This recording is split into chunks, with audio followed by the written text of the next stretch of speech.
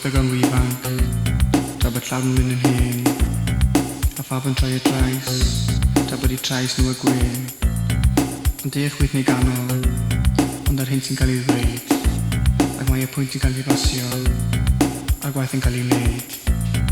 Yr olwg ar wynebau, yn wedi deimlo mor eog, beth I gweld tu hwnt, a mae'n nws I mor ddiog. Ond mod I byw mewn jungle dynol, cael fy nghloi mewn o bob tŷ, beth I gweld yn gliriach, dyna'r sefyllfa si. Ti'n gwybod beth I feddwl.